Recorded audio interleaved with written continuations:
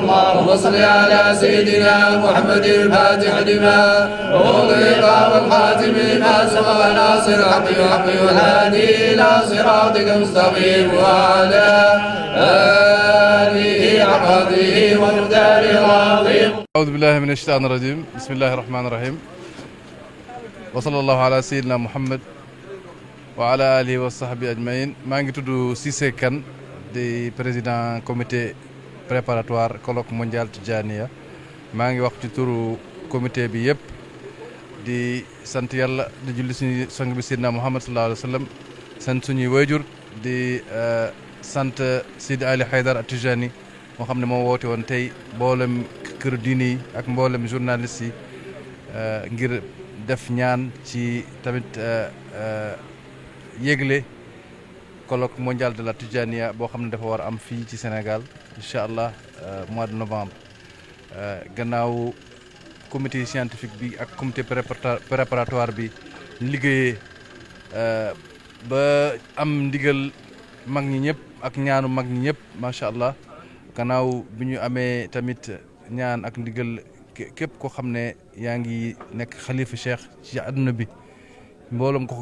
goxaan àdduna bi Seydi Haydar ñëw nag woote tey ngir def ñaan ngir tamit yégle ngir tamit woo jullit ñi ñu jàpp ci colloque bi ñu ngi am mbégte tamit ne yégle ne président de la république jotoon nañu recevoir le 10 mars dernier di aussi di ko sant di ko gërëm ci dogal bu mu jëlee di parrainer colloque bi di ànd ak ñun ci loolu moo waroon nag tey xalifa bi woote nag jullit ñëpp ngir ñu yëg ko ngir ñu xam ko ngir ñu xam ne woote lislaam la woote diin lislaam la woote diine lislaam la cëslaay bi mooy sukkandiku ci xam-xamu mag ñi ak seen jaar-jaar ngir indi ay réponse ci jafe-jafe àdduna bi ci bépp wàllu nag ndaxte tariqa tijaaniya tariqa xam-xam la donc xam-xam boo xam ne dafa wekku ci dafa jóge ci Seydina Muhammad sallallahu alayhi wa sallam donc lu ñu bëggoon rek mooy woo nit ñi intellectuels yi borom xam-xam yi ñu daje ñu waxtaan ci loo xam ne moom moo soxal àdduna bi te ñu waxtaanee ko ci anamu xam-xam ndaxte mag ñi lu ñu fi bàyyi koom-koom la pour àdduna bi yëpp la moo tax nag colloque bi taxaw ngir dajale borom xam-xam yi àdduna bi yëpp ci wàllu islam di gëstu di ci indi ay réponse ndaxte islam diine xam-xam la islam diine jàmm la te àdduna bi dafa soxla jàmm dafa soxla xam-xam te dafa mel ni àdduna bi am na ñu bëri ñoo xam ne boolewuñ ci islam donc tout taxawaay boobu la ñuy taxawee taxawaayu xam-xam donc moo tax nag ñu ngi woo bopp borom xam-xam ñu ànd ci loolu moo doon message yu Seydina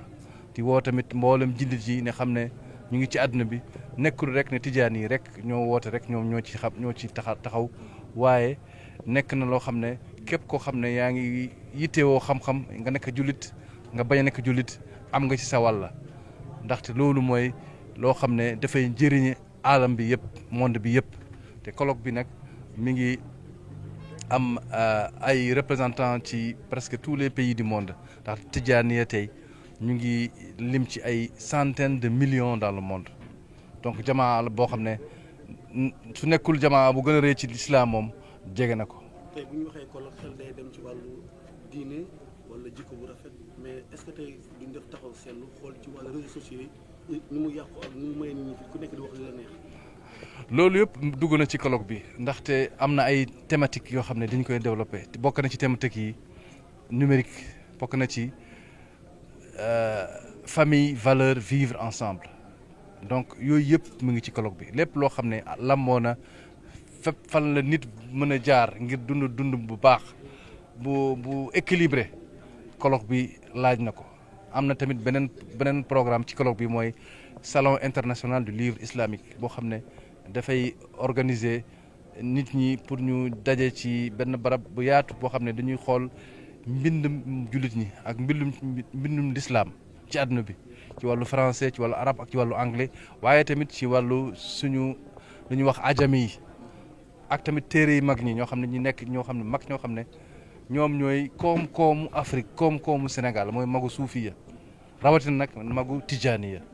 donc ñooñu ñëpp loolu yëpp bokk na ci loo xam ne dinañ ko développer ci colloque bi incha allah en France. Donc c'était pour vraiment remercier le Khalif Sidi Haïdar At-Tijani qui a eu l'initiative d'inviter la communauté musulmane, la communauté nationale à formuler des prières pour le succès du colloque mondial de la Tijaniya, qui est une initiative qui est partie du Sénégal, mais aujourd'hui qui rassemble tous les Tidjanes du monde entier, puisque l'ensemble des khalifs de la Tijaniya du monde entier ont béni cette initiative qui est née au Sénégal. Et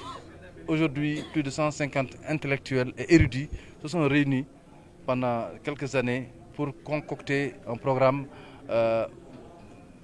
avec beaucoup de temps fort, parmi lesquels des panels scientifiques de haut niveau sur l'éducation, la famille, les valeurs, le vivre ensemble, mais aussi sur la paix et la sécurité, sur les différents aspects du développement.